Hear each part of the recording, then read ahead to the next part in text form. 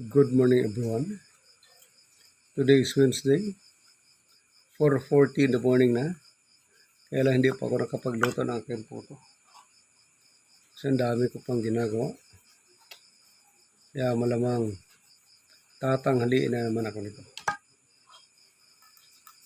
Kailangan pa namang magdiling ng bigas mamaya pagdating ko. Yun lang, problema. Hindi natin alam kung anong oras ay makauwi. Kasi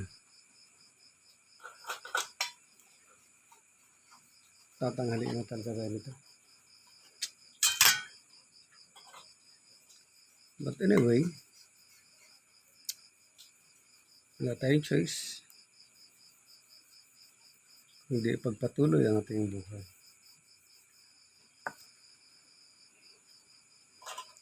Mamayang alas 6, sasambak tayo.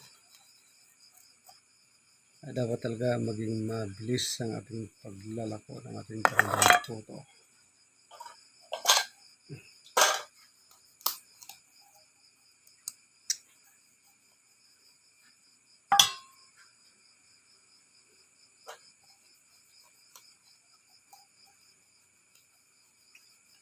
Kaya natin punasan ang ating lata. Kasi yung mga putong naninikit sa gilid, nahuhulog doon sa putong niluluto natin.